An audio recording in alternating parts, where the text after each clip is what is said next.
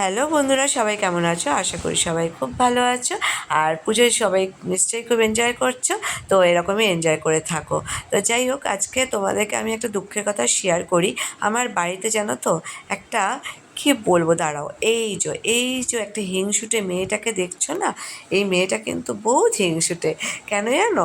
গতকাল ঠাকুর দেখতে গিয়েছে, তো বাড়ি ফিরে এসেছে শুধু মুখে। আবার আজকে বন্ধুদের সঙ্গে ঠাকুর দেখতে গিয়েছে, বাড়ি আসার পরেই মোমোটা অর্ডার করেছে। তাই আমি বললাম, মাম্মাম তুমি রাস্তায় কেন খাওনি? বলছে যে না, আমার মা বাড়িতে একা রয়েছে আর আমি বন্ধুদের সঙ্গে খেতে পারি।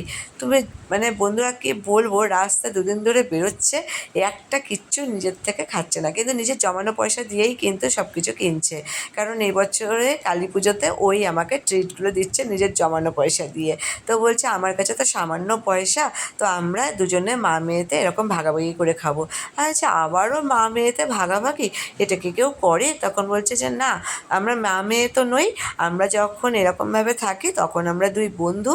আর যেটা তোমাকে রাস্তায় সবাই অনেকে বলে থাকে আমরা দুই বোন, তোমার ফেসবুক ফ্রেন্ডরা বলে থাকে দুই বন্ধু, তো সেই রকমই ধরে নাও। তো আমরা দুজনে ভাগাভাগি করে খেয়েছি, এটাতেও একটা কিন্তু সুন্দর মজা, এনজয়, আনন্দ, সমস্ত কিছু যাই বলো না কেন, বিশাল আনন্দ।